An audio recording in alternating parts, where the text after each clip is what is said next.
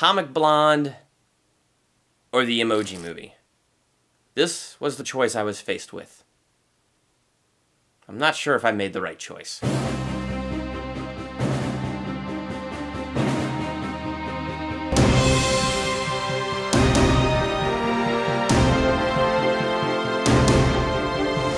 Welcome to Durbania, I'm Durbin, and this is my spoiler-free review for Atomic Blonde.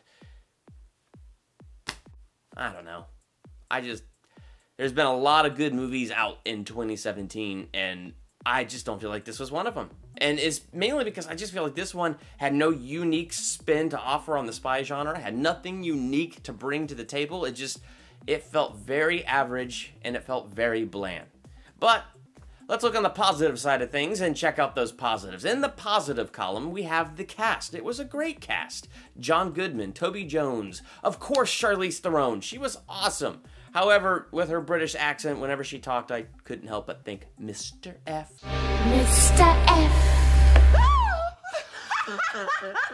Sorry, Charlize. James McAvoy, Toby Jones. I mean, it was an epic cast. And when you hire a cast that's like that epic and that good, because, I mean, that is a great cast. So when you hire all of that, yeah, they're going to give great performances.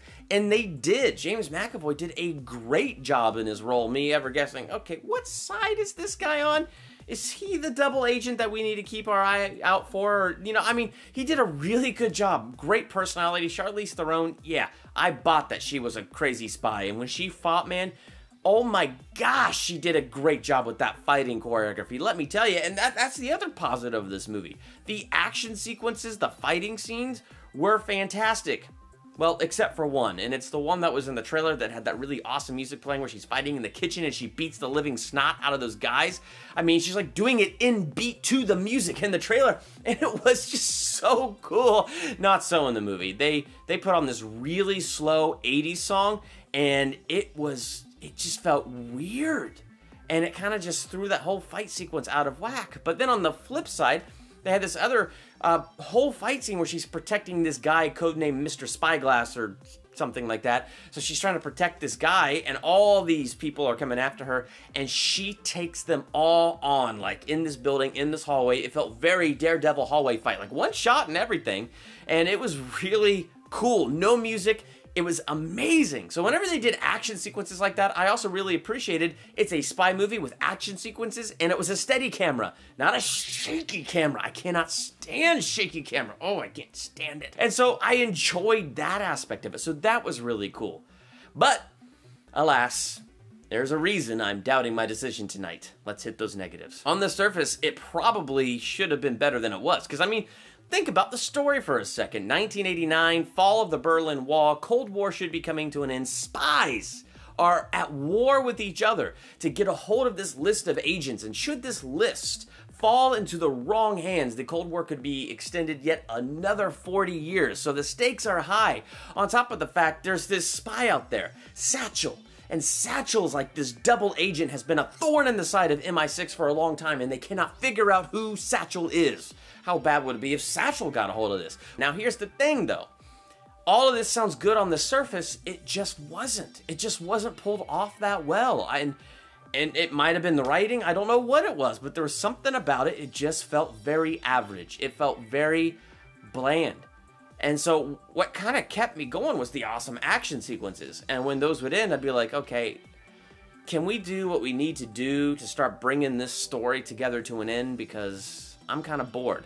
So whenever there wasn't anything action sequencey going on, I just was kind of bored. I didn't feel like there was any great character development or anything that really attached me to the characters or made me love the characters or anything like that. I didn't feel like that. I just felt like it was kind of bland. I'm grasping at straws to try to figure out what to say here. I really can't think of much else. It just felt very bland. It felt very average.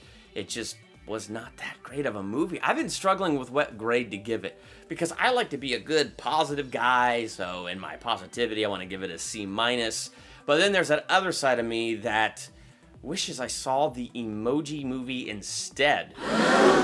Okay, we'll just say it's a very low C-, almost a D+. If a light breeze blows the wrong way, it's a D+.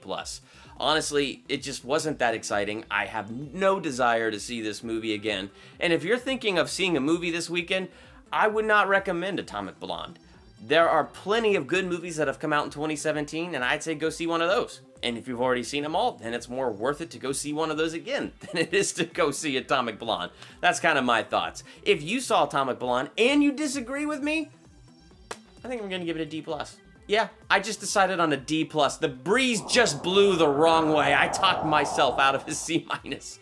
But if you disagree with me, that's awesome. Let's talk about it in the comments. Movies are subjective.